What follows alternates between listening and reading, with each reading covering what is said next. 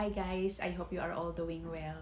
By the way, I would love to share with you this very beautiful story. You can find this in the book of First Samuel 1 up to 20. Alam ko na most of you alam na yung story na to, and I think familiar na rin sa inyo. And the main character of this story was named Hannah. At alam ko na narinig nyo na din tong pangalan na to and about sa kanyang pinagdadaanan.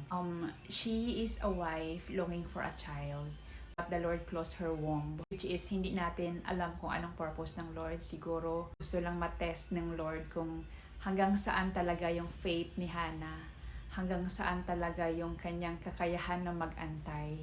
No, hindi natin alam eh. Only the Lord knows kung ano yung mga purpose niya sa buhay natin. Sa napakatagang panahon, talaga yung desire ng puso ni Hannah na magkaanak siya. But she didn't find this impossible because alam niya that there is God.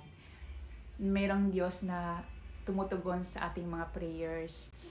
Merong Diyos na nakikinig sa atin. There is a God who heals. There is a God who answers prayers. Walang imposible, no? Like Hannah, sa atin wala ding imposible sa Lord kapag ito ay lagi nating pangahawakan. And if we pray, we have to believe that it will really happen in our lives. Because si Hannah, napakatagal ng panahon na she's longing for a child, and to the point na pinagkamalan niya siya that she was drunk during that time. Kasi umiiyak siya, hindi siya nagsasalita, pero nakikita ni Eli, yung priest, na gumagalaw yung lips niya, umiiyak siya, and parang sinabihan na nga siya na bakit ka nagpakalasing, kailan ka titigil sa kakainom ng wine. But Hannah answered to him that I'm not drunk and I don't even drink any wine or anumang nakakalasing. Sabi niya, I am very frustrated, I am praying to the Lord. Talagang yung buong puso niya, yung buong kaluluwa niya, yung rubdob yung kanyang prayer sa Lord, no? Hinihiling talaga niya sa Lord, kumbaga hindi siya tumigil, kaka-pray that one day the God will grant her prayer.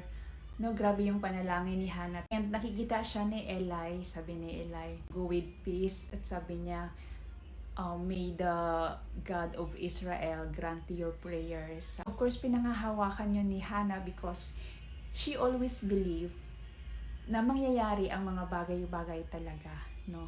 Grabe yung faith ni Hannah, and dito sa story na to, makikita natin na talagang walang imposible sa Lord.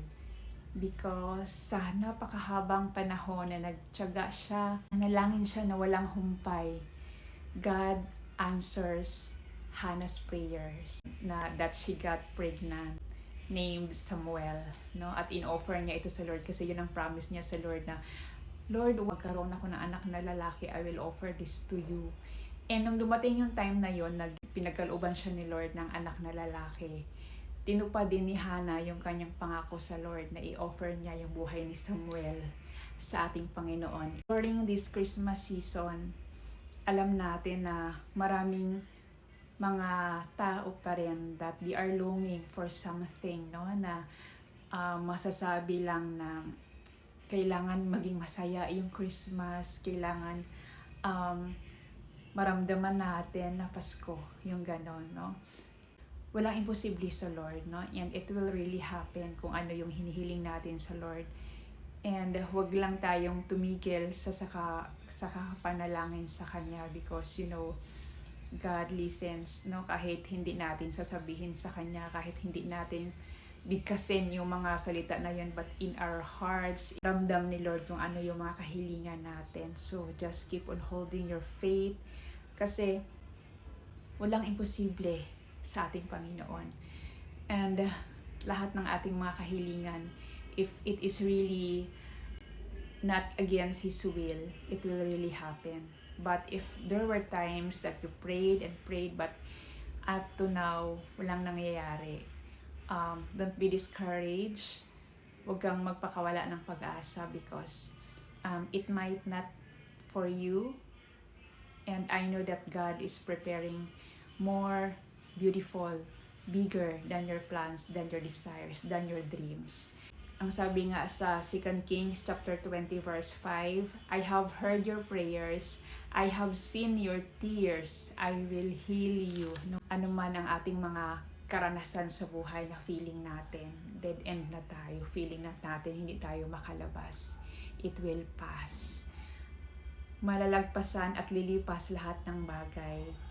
Ang talagang kailangan lang natin gawin is mananampalataya tayo na our God is alive, no?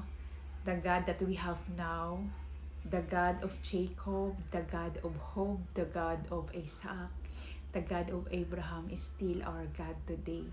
The God who performs miracle before, still the God na sinasampalataya natin ngayon. Everyone, I am encouraging you guys that this Christmas season, hindi lang ito dahil sa mga gifts, sa mga ibibigay natin, or sa mga nakikita natin, sa mga tao. Maging masaya tayo because the center of this occasion, the center of this season is none other than Jesus Christ. No? Hindi yung kayamanan sa mundo, hindi yung power na mayroon ang mundo, hindi yung fame na mayroon ang isang tao, hindi yung wealth na mayroon ang isang tao.